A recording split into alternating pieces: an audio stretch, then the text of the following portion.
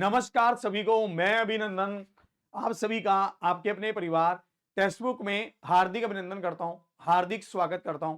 बहुत बहुत स्वागत है आप सभी का, सुस्वागतम है, बहुत बहुत वेलकम है। कैसे हैं आप सब? कैसे हैं आप सब? कैसे चल रही है आपकी तैयारी और किस तरह से आप अपने एग्जाम की तैयारी को लेकर बढ़ रहे हैं आगे? ये मुझे पूरा पूरा विश्वास है कि आप पूरी तरह से मेहनत कर रहे हैं और बेहतरीन तरीके से अपने एग्जाम की तैयारी कर रहे हैं। ठीक है, तो आज की क्लास हम आपके सामने रखेंगे जिसमें आप बहुत सारी चीजों को सीखेंगे, बहुत सारी चीजों को समझेंगे। सीखते समझते हुए आप मेरे साथ चलेंगे कि आपको हर एक क्वेश्चन क्या कहना चाहता है और आप उस क्वेश्चन को कैसे सोल्व कर सकते हैं। ठीक है भाई, चलिए तो आज की क्लास के सबसे पहले क्वेश्चन पर चलते हैं कि आज की क्लास का सबसे पहला क्वेश्चन क्या है और आप इसका क्या आंसर करते हैं, हमें यह देखना होगा। हमें इस क्वेश्चन का आंसर करना होगा। बताइए, हमें कह रहा है कि यदि किसी निश्चित राशि पर 10% प्रति वर्ष की दर से 3 वर्षों का चक्रवृद्धि ब्याज 3310 रुपए है, तो उसी राशि पर समान दर और समान समय अवधि के लिए साधारण ब्याज हमें बताना है कि सिंपल इंटरेस्ट आपके पास क्या होगा, आपको यह बताना है। बताइए, if the compound interest on a certain some at 10% per annum for 3 years is 3300 यानी कि 3310 rupees, find the simple interest on the same sum at the same rate for the same period, हमसे ये पूछा गया। इस question को आप दो तरीके से कर सकते हैं। एक तो आप बाय ऑप्शन जाकर कर सकते हैं, दूसरा आप इसको दो स्टेप में डिवाइड करके कर सकते हैं। कैसे कैसे मैं आपको बताता हूं। आप आप क्या करिए, इस क्वेश्चन को दो स्टेप में डिवाइड करिए। सबसे पहला क्वेश्चन यहां से लेकर यहां तक है जहां पर मैंने ब्रैकेट लगाई है, यानी कि आपको क्या करना है, सबसे पहले प्रिंसिपल निकालना है। मुझे बताइए रेट ऑफ इंटरेस्ट क्या है? 10% है। अगर रेट ऑफ इंटरेस्ट 10% है तो आप क्या करेंगे, 10 में एक को जोड़ेंगे तो आपके पास क्या हो जाएगा, 11 हो जाएगा। ठीक है, 10 में एक को जोड़ेंगे तो आपके पास 11 हो जाएगा। तो आपको इसकी पावर क्या करनी है, 3 कर देनी है। बस 3 क्यों करनी है? क्योंकि यहां पर टाइम क्या है, 3 साल है। ठीक है, तो आपके पास यहां पर क्या हो जाएगा, 1000 और 1331 हो जाएगा। ठीक है, 1000 और 1331 आपके पास यहां पर हो जाएगा, जिसमें आपको यह समझ आ रहा है कि आपने 1000 रुपए इन्वेस्ट किए तो 1331 बन गए, तो आपको ब्याज कितना मिल गया, 331 का। और ये बराबर किसके है, 3310 के। ठीक है, और आपसे क्या पूछ रहा है, प्रिंसिपल पूछ रहा है कि प्रिंसिपल क्या होगा। तो 3310 को 331 से भाग किया और 1000 से मल्टीप्लाई कर दिया तो हमारे पास प्रिंसिपल 10,000 आ गया। ठीक है जी, अगर प्रिंसिपल 10,000 है, अब तो गेम बनी गया और आप उसको 10% पर इन्वेस्ट कर रहे हैं और 3 साल के लिए कर रहे हैं। अगर आपके पास प्रिंसिपल 10,000 है और आप उसको 10 साल 10% पर कर रहे हैं, 3 साल के लिए कर रहे हैं, तो सिंपल इंटरेस्ट क्या हो जाएगा, 3,000 रुपए हो जाएगा। तो 3,000 मतलब ऑप्शन ए हो जाएगा। तो ऑप्शन ए क्या है, बिल्कुल सही उत्तर है। Option A is the right answer. सबको यह बात समझ आ गई? तो ऑप्शन ए क्या है, बिल्कुल सही उत्तर है। चलिए आगे बढ़ते हैं, अगले क्वेश्चन को देखेंगे। हमें कह रहा है एक 60 लीटर के घोल में अल्कोहल और पानी का अनुपात 7 और 5 है। ठीक है, यदि इस घोल में से 12 लीटर निकाल दिया जाता है, 12 लीटर निकाल दिया जाता है और 6 लीटर शुद्ध पानी से बदल दिया जाता है। ठीक है, तो अंतिम घोल में अल्कोहल और पानी का नया अनुपात क्या है, हमसे यह पूछा गया। भाई आप देख रहे हो कि हमारे पास क्या बातें कर रहा है, शराब की बातें कर रहा है ये, अल्कोहल इंग्लिश में बोल के। ठीक है, सुनो अब, ए 60 litre solution contains alcohol and water in the ratio. सबसे पहले समझिए कि आपके पास अल्कोहल और वाटर का रेशो क्या है, 7 और 5 है, ठीक है। अगर मैं यहां पर देखूं तो घोल कितना है, सॉल्यूशन कितना है, 60 लीटर। उसमें से क्या कर रहा है, 12 लीटर बाहर निकाल रहा है, ठीक है।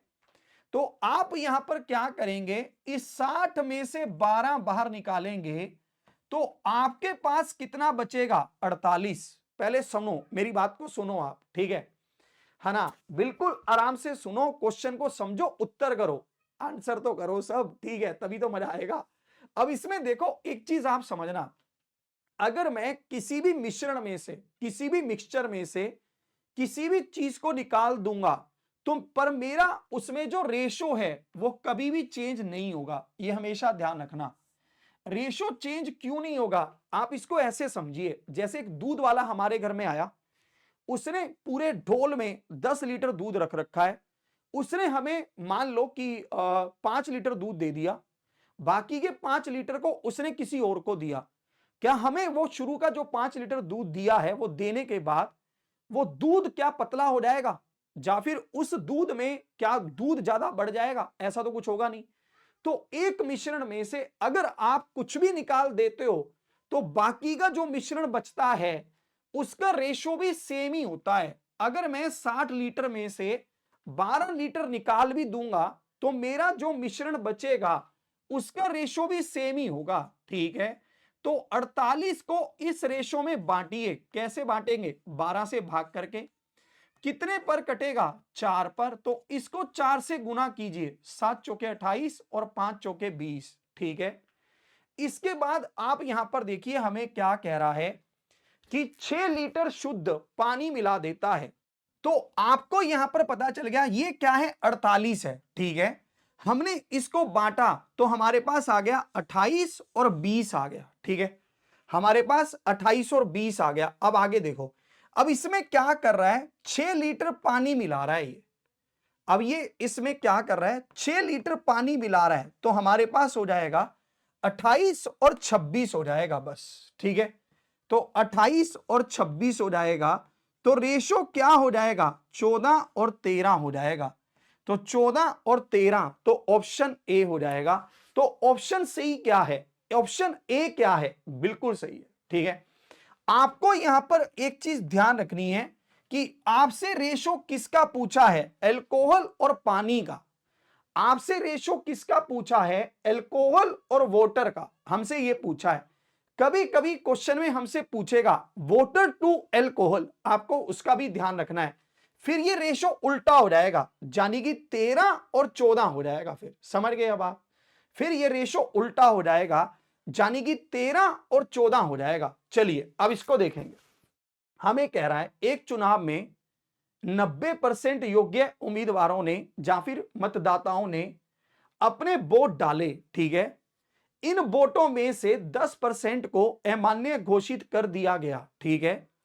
यदि एक हारने वाले उम्मीदवार को 12,960 वोट मिले जो कुल वैध वोटों का 40% था, ठीक है, तो नामांकित योग्य मतदाताओं की कुल संख्या क्या थी, आपको यह बताना है। सुनिए, बहुत इंपॉर्टेंट क्वेश्चन है, बार बार एग्जाम में आता है, इंपॉर्टेंट, इसको मार्क कर लीजिए, ठीक है। हमें कह रहा है कि in an election 90% of the eligible voters, ठीक है, cast their votes, of these votes 10% were declared invalid, ठीक है, 10% of their declared invalid if a losing candidate received 12,960 votes which accounted for 40% of the total valid votes। हमें ऐसा कह रहा है what was the total number of eligible voters enrolled, हमसे ये पूछा गया। सीखना आप ऐसे समझिए कि टोटल वोटर ए हैं, ठीक है, उसमें से क्या हुआ, 90% वोटों ने, वोटर्स ने वोट डाले, 90% ने वोट डाले, ठीक है। उसके बाद क्या हुआ, 10% वोटर्स इनवैलिड हैं, ठीक है।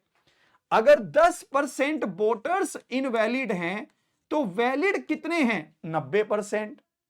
तो इसमें क्या हुआ, एक कैंडिडेट जो हारा है उसको कितने वोट मिले हैं, वैलिड बोर्ड्स के 40% मिले हैं, जो कि बराबर है 12,960 के, जो कि बराबर है 12,960 के। ठीक है, अब आप इसको काटेंगे, डबल जीरो गया, सिंगल जीरो गया, 4 तिया 12, 4 दूनी 8, 4 चौकी 16 और 0। ठीक है, इसके बाद आप इसको 9 से काटिए, 9 से काटेंगे, 9 तिया 27, 9 छीके 54 और 0। इसके बाद 9 से काटिए, 9 चौके 36।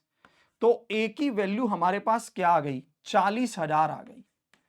यानी कि टोटल बोर्ड्स हमारे पास कितने आ गए, 40,000 आ गए। तो option B is the right answer. सबको क्लियर है? तो ऑप्शन बी क्या है, बिल्कुल सही उत्तर है, option B is the right answer. आगे बढ़ते हैं, हमें कह रहा है एक किराने वाले ने 20 किलो गेहूं, है ना, प्रकार पी को 50 रुपए प्रति किलोग्राम, ठीक है, और 30 किलो गेहूं प्रकार क्यू को 80 रुपए प्रति किलोग्राम पर खरीदा। इंग्लिश में भी समझते हैं। ए ग्रोसर वो 20 kg of wheat type P at 50 rupees per kg and 30 kg of type Q wheat at 80 rupees per kg। ठीक है, he mixed them and sold the entire mixture at 70 rupees per kg। हमें ऐसा कह रहा है कि उसने उन दोनों को मिक्स किया और मिक्स करने के बाद उसको 70 रुपए प्रति किलोग्राम पर बेच दिया। हमसे पूछ रहा है कि उसका टोटल प्रॉफिट या लॉस क्या है, हमसे ये पूछा है। अब आप कैसे बताओगे? हम कहेंगे देखिए 20 किलोग्राम हना लिया है 50 रुपए के हिसाब से, तो उसने कितना रुपया खर्च किया, 1,000 रुपया। 30 किलोग्राम लिया है 80 रुपए के हिसाब से, तो उसने कितना रुपया खर्च किया, 2400 रुपया। तो टोटल 3400 रुपए खर्च हो गए। ठीक है, और उसने उनको मिक्स करके 70 रुपए पर केजी का प्रोडक्ट बनाया, जो 1 किलोग्राम हो, जिसका रेट उसको पड़ेगा।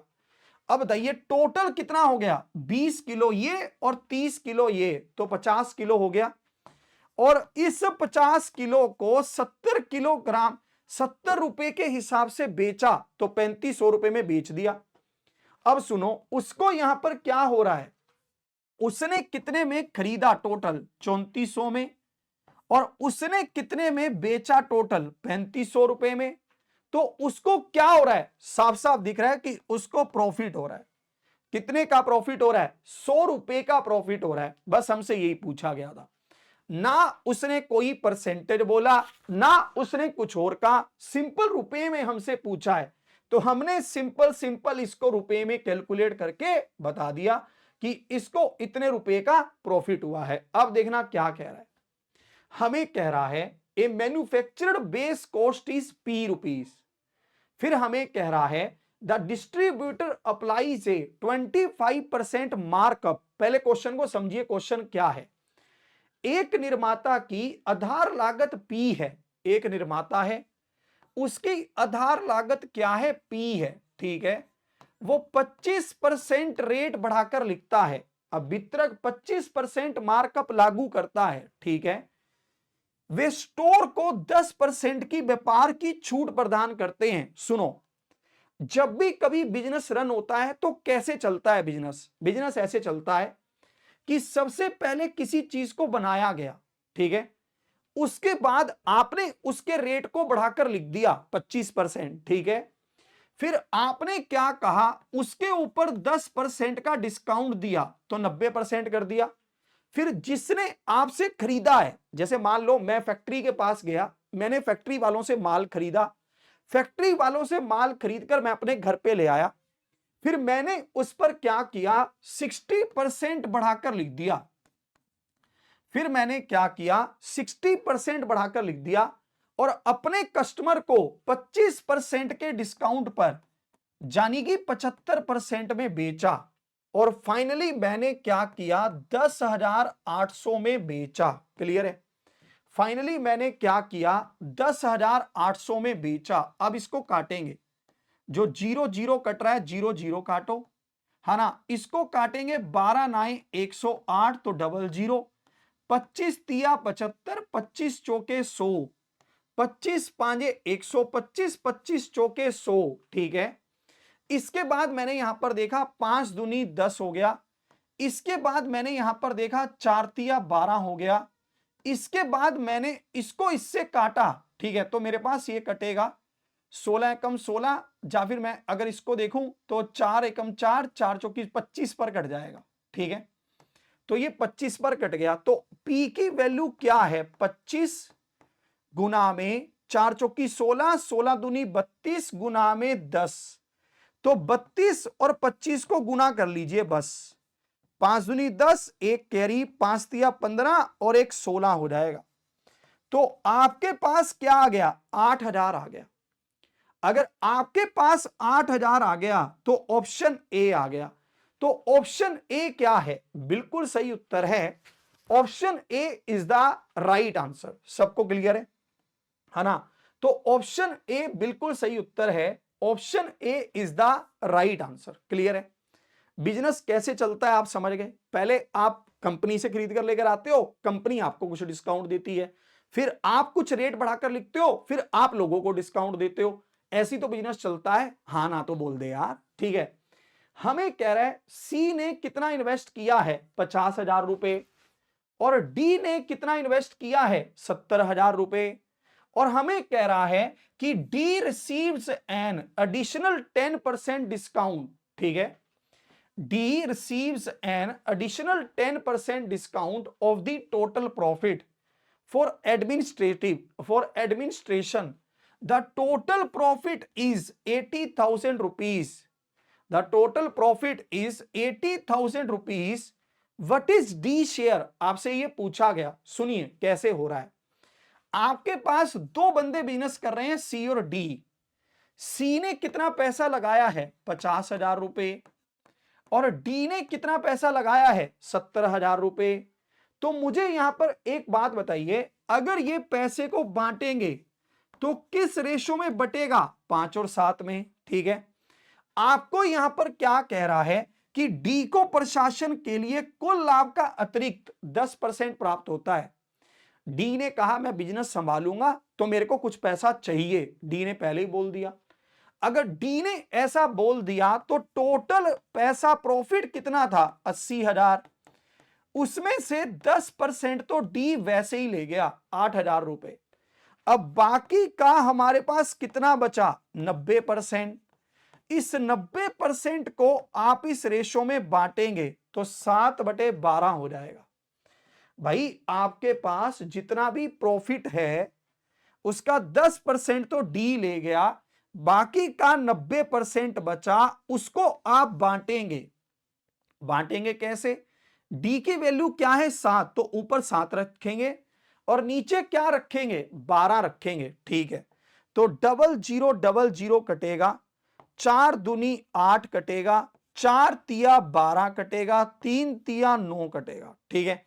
तो 3 दूनी 6 और 9 साते 63। भाई ये तो बहुत बढ़ गया गेम, है ना। सॉरी, 3 दूनी 6 और 7 छिके 42, तो 42,000 हो गया। तो 8,000 ये और 42,000 ये, तो कुल मिलाकर डी को 50,000 रुपए मिल गए। तो ऑप्शन सी क्या है? बिल्कुल सही उत्तर है। Option C is the right answer. सबको क्लियर है? ऑप्शन सी क्या है? बिल्कुल सही उत्तर है। Option C is the right answer. सबको क्लियर है? चलिए आगे बढ़ते हैं। सिंप्लीफिकेशन का ये क्वेश्चन है, आपके एग्जाम में आया भी हुआ है। बहुत ही सिंपल सा क्वेश्चन है, जल्दी से इसका आंसर करेंगे कि इसका आंसर क्या होगा। बताइए, हमें कह रहा है 5 प्लस में 3.2 और माइनस क्या है? 3/4। तो आप इनको जोड़ेंगे तो इनका जोड़ क्या हो जाएगा? 8.2 माइनस 3/4 का मतलब क्या है बताइए? 0.75 है। तो आप इसमें से माइनस करेंगे, 8.20 में से 0.75 को माइनस करेंगे, 10 में से 5 गया 5, 11 में से 7 गया 4, और यहां पर क्या हो जाएगा? 7, तो 7.45 हो जाएगा। तो ऑप्शन बी हो जाएगा। तो ऑप्शन बी क्या है? बिल्कुल सही उत्तर है। Option B is the right answer. आगे बढ़ते हैं। ये क्वेश्चन देखिए आपको कैसे लिखा है। इसमें लिखा है 1/6 - 5 प्लस में 1/5 - 4 प्लस में 1/4 - 3 माइनस में 3। आपको ऐसा लिखा है। जल्दी से बताएंगे कि इसका आंसर क्या होगा। बताइए, क्या आप इस क्वेश्चन को बिना पेन चलाए सोल्व कर सकते हैं? बिल्कुल ही सोल्व कर सकते हैं। ये भी एक, ये भी एक, ये भी एक, तो ये टोटल 3 हो गया। तो 3 में से 3 गया तो 0 आ गया, तो ऑप्शन सी आ गया। हमारे एक साथी पूछ रहे हैं ये 7 5 कहां से आया? समझिए, अगर आप 3 को 4 से भाग करेंगे, अगर आप 3 को 4 से डिवाइड करेंगे तो ये क्या हो जाएगा? 7 चौके 28 और नीचे क्या आएगा? 20, तो 4 5 20, तो 0.75 हो जाएगा। तो 0.75 हमारे पास आ गया। चलिए आगे बढ़ते हैं। हमें कह रहा है कि 6 प्लस में 666 प्लस में 666 प्लस में 4 टाइम्स 6, आपको यह बताना है। हमें इसको सोल्व करना है और सोल्व करके हमें इसकी वैल्यू को बताना है कि इसकी वैल्यू क्या होगी। बताइए कैसे करेंगे आप? अगर ये क्वेश्चन हमारे एग्जाम में आ जाए तो हमें सबसे पहले इसके ऑप्शंस देखने हैं कि इसके ऑप्शंस क्या हैं। क्या हमारा ये क्वेश्चन बाय ऑप्शन हो सकता है? हम ये देखेंगे। तो हमने यहां पर देखा कि यूनिट डिजिट देखो इसका क्या है। तो मैंने यूनिट डिजिट देखा तो मेरे पास है 6 6 12 और 12 और 12 24, तो 4 आ रहा है। तो यूनिट डिजिट 4 सिर्फ और सिर्फ यहीं पर है और कहीं है ही नहीं। आप पूरे उसको देखोगे तो यूनिट डिजिट 4 सिर्फ और सिर्फ ऑप्शन बी में है। तो ऑप्शन बी क्या है? बिल्कुल सही उत्तर है। आगे बढ़ते हैं।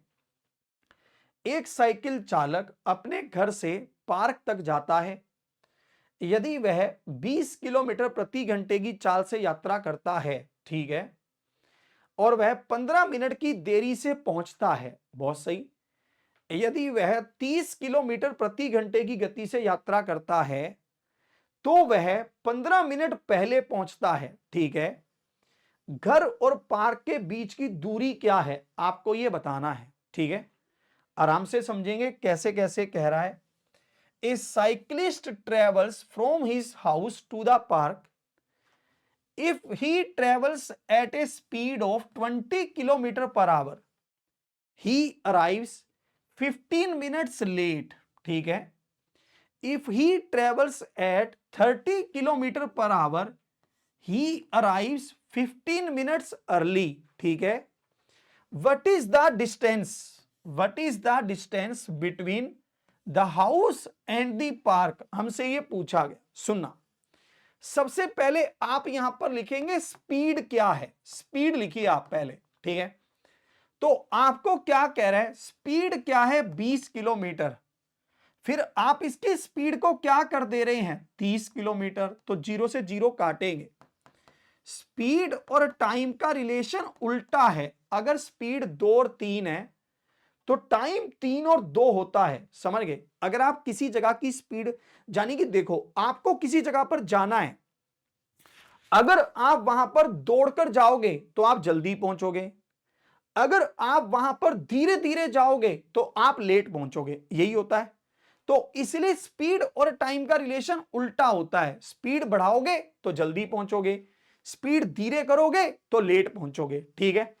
तो स्पीड का रेशो क्या है? 2 और 3, और टाइम का रेशो क्या है? 3 और 2। अब सुनना, यहां पर यह क्या कह रहा है कि अगर 20 की चाल से चले तो 15 मिनट लेट हो जाओगे, तो आपको 15 मिनट ज्यादा लग रहे हैं। अगर 30 की चाल से चले तो 15 मिनट जल्दी पहुंच जाओगे, तो आपको 15 मिनट कम लग रहे हैं, ठीक है। अब आगे देखना, आपको इसका डिफरेंस लेना है। इसका डिफरेंस क्या है? 1। ऐसे ही इसका भी डिफरेंस लेना है। इसका डिफरेंस क्या है? 30। आप कहेंगे 30 कैसे? अगर मैं इसमें से इसको घटाऊंगा तो ये भी क्या हो जाएगा, प्लस का हो जाएगा, तो 15 15 30 हो जाएगा, समझ गए, 15 15 30 हो जाएगा। अब जा तो 3 की वैल्यू निकाल लो, तो 3 की वैल्यू क्या है, 90 मिनट है। जानेगी अगर मैं 20 किलोमीटर पर आवर की स्पीड से चलता हूं और 90 मिनट तक चलता हूं तो मैं अपनी डेस्टिनेशन पे पहुंच जाता हूं। तो इसका मतलब मेरी दूरी कितनी है, डिस्टेंस कितनी है, 30 किलोमीटर है। मैंने ये क्या किया है, 60 से डिवाइड किया है, और मैंने 60 से डिवाइड किया तो नीचे 3 आया, 3 को 90 को 3 से काटा तो 30 आ गया। तो ऑप्शन मेरे पास क्या हो गया, 30 किलोमीटर हो गया। तो ऑप्शन बी क्या है, बिल्कुल सही उत्तर है, option B is the right answer. आगे बढ़ते हैं। एक पनडुब्बी 8 घंटे में 180 समुद्री मील की गति से एक निश्चित दूरी तय करती है। बहुत बढ़िया। A submarine travels a specific distance at a speed of 180 knots over the course of 8 hours. सुनो पहले, जो भी हमारे पास ये पनडुब्बी होती है ना, इसकी जो स्पीड होती है वो किलोमीटर पर आवर में नहीं होती, इसकी स्पीड आपके पास होती है समुद्री मील, लिखा है ना 180 समुद्री मील, जैसे लिखा है 180 नॉट्स ओवर द कोर्स, ऐसे कह रहा है ये, ठीक है। अब देखो इतनी स्पीड से इसको 8 घंटे लगते हैं, ठीक है। अब उसी डिस्टेंस को आपने ट्रेवल करना है 3 घंटे में, अब उसी डिस्टेंस को आपने ट्रेवल करना है 3 घंटे में, तो आपकी स्पीड क्या होगी, आपसे ये पूछा गया, कैसे बताएंगे आप यहां पर लिखेंगे कि 180 की स्पीड से 8 घंटे लग गए, तो ये क्या है, डिस्टेंस। 180 गुना में स्पीड इंटू टाइम डिस्टेंस है। आपने इसको टाइम से डिवाइड किया, आपने क्या किया, इसको टाइम से डिवाइड कर दिया, तो ये कितने पर कट गया, 60 पर। तो हमारे पास क्या आ गया, 480। 480 मतलब ऑप्शन बी आ गया। तो ऑप्शन बी क्या है, बिल्कुल सही उत्तर है, option B is the right answer. आगे बढ़ते हैं। आपने, है ना, इस चीज को देखियो, मैं आपको बार बार समझा रहा हूं, अगर आपने अभी भी पढ़ना शुरू नहीं किया है, आपको ये लग रहा है कि यार हो जाएगा, जैसे होगा ठीक है यार, भाई मैं आपको समझा रहा हूं, अब कुछ बचा नहीं है सिस्टम में, बहुत कम समय है, आराम से पढ़िए, सिलेक्शन लीजिए, है ना, और इस बार अपनी जो पक्की करिए, बार बार ये मौका नहीं आएगा। माँ बाप मेहनत करते हैं अपने बच्चों के लिए, और बच्चे, है ना, कुछ समय ही हमारे पास होता है कि हम कुछ सिस्टम को बेहतर बना लें, तो इस समय का लाभ उठाइए, मेहनत करिए। इसमें कह रहा है कि कर्मचारी एक्स एक बाड़ को 10 दिनों में पेंट करता है, बहुत बढ़िया, जबकि कर्मचारी वाई 5 दिनों में पेंट को हटा सकता है। एक बंदा पेंट कर रहा है, एक बंदा पेंट को हटा रहा है, ठीक है। Worker X paints a fence in 10 days, ठीक है, while worker Y can strip the paint in 5 days. एक बंदा पेंट कर रहा है, स्ट्रिप का मतलब है पेंट को हटाना, ठीक है। X has worked for 5 days, then Y join to work with X for another 1 day only. In how many days will X alone finish painting the remaining fence? हमसे ये पूछा गया। पहले समझ लीजिए क्वेश्चन कह क्या रहा है। क्वेश्चन ये कह रहा है कि X और Y दो मेंबर हैं, X को 10 दिन लगते हैं और Y को 5 दिन लगते हैं, पर Y क्या करता है, पेंट को हटाता है। तो एलसीएम क्या है, 10 है। अगर एलसीएम 10 है तो ये 1 हो गया और ये 2 हो गया, ठीक है। अब इसने क्या कहा, एक्स ने 5 दिन तक काम किया। अगर एक्स एक दिन में एक काम करता है तो 5 दिन में कितना काम करेगा, 5। फिर हमें कह रहा है और फिर वाई केवल एक दिन के लिए एक्स के साथ काम करने के लिए शामिल हो गया। इसके बाद क्या हुआ, वाई भी इसके साथ एक दिन के लिए आया, सिर्फ और सिर्फ एक दिन के लिए, ठीक है। Y join to work with X for another one day only, सिर्फ एक दिन के लिए आया।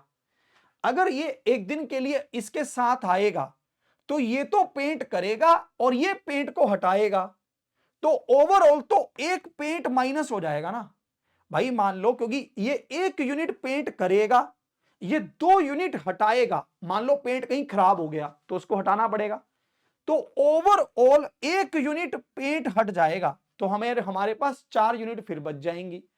अब आपको ये क्या कह रहा है, इन हाउ मेनी डेज, है ना, in how many days will X alone finish the remaining fence, हमसे ये पूछा गया।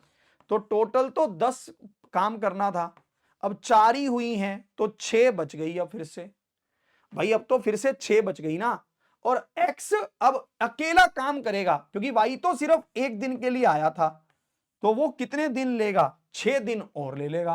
तो ऑप्शन हमारे पास क्या हो जाएगा, ठीक है, तो ऑप्शन बी हो जाएगा। ऑप्शन बी क्या है, बिल्कुल सही उत्तर है, option B is the right answer. सबको ये बात समझ आ गई? तो ऑप्शन बी क्या है, बिल्कुल सही उत्तर है, option B is the right answer. चलिए और आगे बढ़ते हैं, है ना, अगले क्वेश्चन को देखते हैं। अगला क्वेश्चन हमें क्या कह रहा है, कैसे कह रहा है, आप इसको समझेंगे। The ratio of the circumferences of 2 circular gear wheels is 7:11। 2 वृत्ताकार गियर पहियों की परिधियों का अनुपात 7 और 11 है। यदि बड़े गियर की, है ना, पहिए की त्रिज्या 33 सेंटीमीटर है तो छोटे गियर पहिए की त्रिज्या क्या है, आपको यह पूछा गया। हमें कह रहा है the ratio of the circumference of 2 circular gear wheels is 7:11, ठीक है। If the larger gear wheel has a radius of 33 centimetre, what is the radius of the smaller gear wheel, हमसे ये पूछा गया। बताइए, जिनका भी आंसर आ रहा है 21, बहुत बढ़िया खेल रहे हैं आप। आपको यहां पर सिंपल सिंपल पता चल रहा है कि 11 किसके बराबर है, 33 के। 11 किसके बराबर है, 33 के, तो 7 किसके बराबर हो जाएगा, 33/11 गुना में 7 हो जाएगा ना। क्योंकि आपको ये क्या कह रहा है कि छोटे व्हील और बड़े व्हील का सरकमफ्रेंस है। सरकमफ्रेंस क्या हो जाता है, 2πr। सरकमफ्रेंस क्या हो जाता है, 2πr। 2π कट गया तो रेडियस रेडियस बच गया बस, ठीक है। तो हमारे पास छोटे का रेडियस क्या हो जाएगा, 21 हो जाएगा। तो हमारे पास छोटे का रेडियस क्या हो जाएगा, 21 हो जाएगा। तो ऑप्शन ए क्या है, बिल्कुल सही उत्तर है, option A is the right answer. कह रहा सर मैंने तो तुक्का मारा था। बताओ भाई, आपने तुक्का मारा और भी मजा आ गया। हाँ जी, डेली होती है क्लास। एक वृत्ताकार पथ एक फुवारे को घेरता है, बहुत ध्यान से सुनना। A circular path surrounds a fountain, ठीक है। The outer radius is 5 metre and the inner radius is 3 metres. The outer radius is 5 metres and the inner radius is 3 metres. What percentage of the full outer circle area is the path, हमसे ये पूछा गया। पहले समझ लो question क्या है।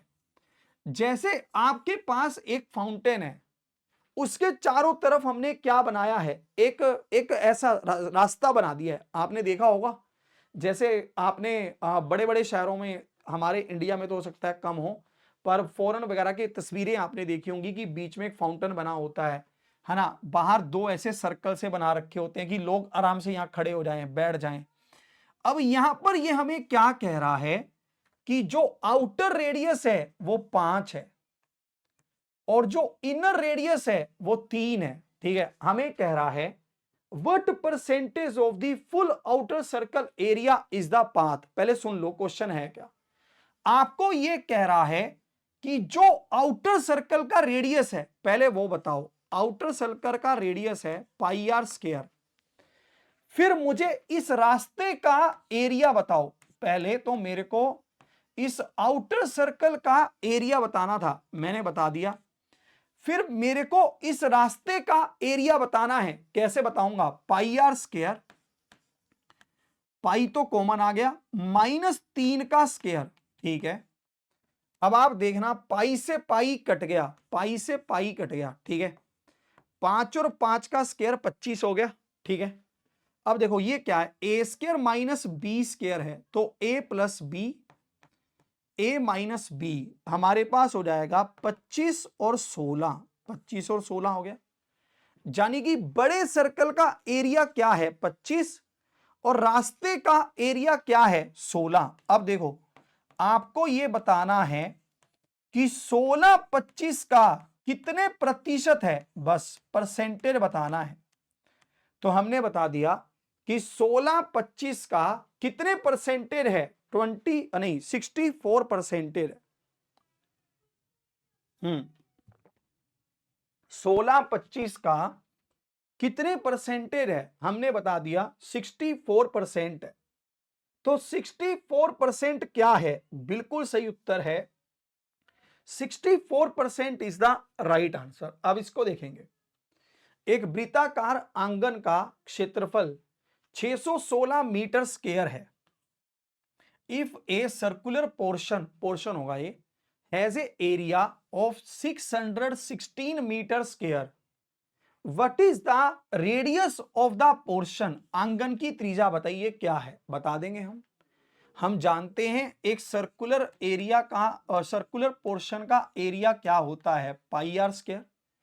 तो यहां से हमने देखा पाई की वैल्यू क्या है 22/7 इंटू क्या है आर स्क्वायर, बराबर किसके है 616 के, बराबर किसके है 616 के। इसको काटेंगे है ना, 2 से काटेंगे तो 11, 2 से काटेंगे 308 हो जाएगा, 11 से काटेंगे तो 28 हो जाएगा।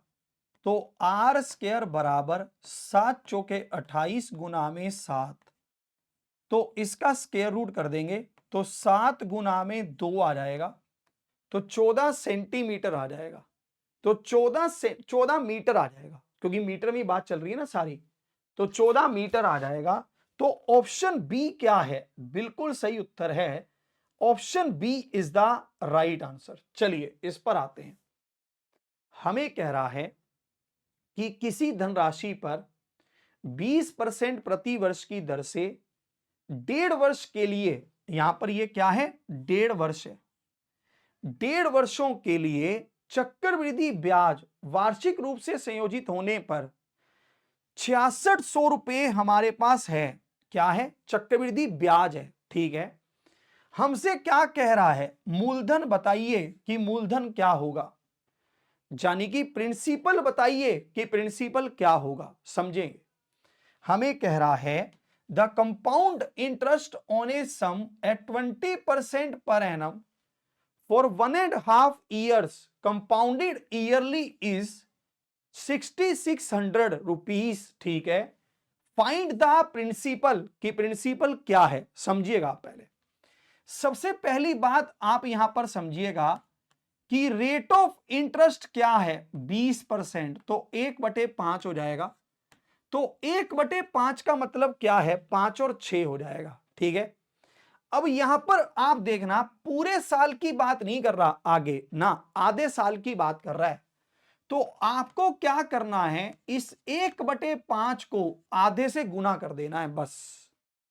जैसे ही 1/5 को आधे से गुना करेंगे तो 1/10 हो जाएगा, यानी कि 10 और 11 हो गया, समझ गए।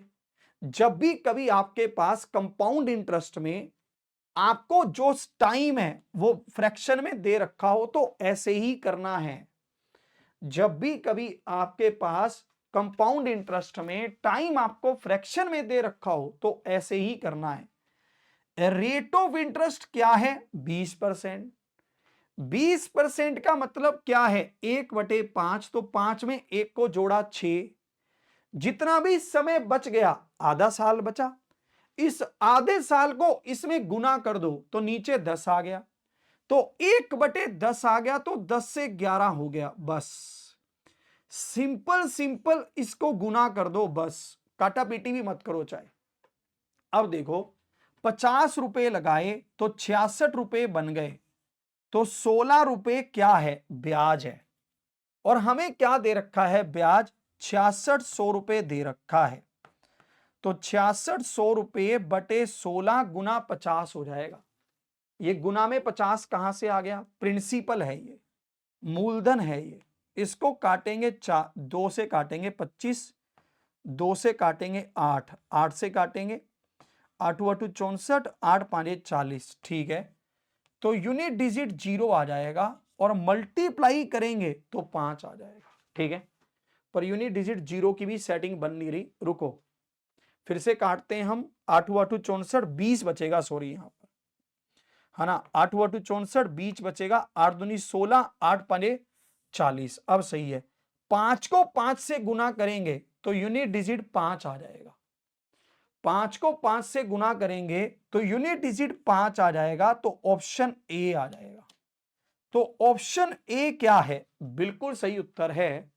Option A is the right answer. Clear है। तो ऑप्शन ए क्या है, बिल्कुल सही उत्तर है। Option A is the right answer. आगे बढ़ते हैं। हमें कह रहा है x प्लस में 1/x किसके बराबर है, 6 के। x प्लस में 1/x किसके बराबर है, 6 के। और हमसे पूछा गया है कि एक्स स्क्वायर प्लस में 1/x² क्या होगा, बताइए। एक्स स्क्वायर प्लस में 1/x² क्या होगा, बताइए। जल्दी से एक बार सभी सेशन को लाइक भी कर देंगे। अगर आपको क्लास में मजा आ रहा है तो एक बार सभी लाइक के बटन को जरूर दबाएंगे भाई, है ना। एक बार सभी क्लास को लाइक जरूर कर देंगे। अगर आपको क्लास में मजा आ रहा है तो लाइक जरूर करो भाई, और चैनल को सब्सक्राइब जरूर कर लो ताकि आपको डेली क्लास का नोटिफिकेशन मिलता रहे, है ना। लाइक और सब्सक्राइब जरूर दोनों काम कर लो, ठीक है।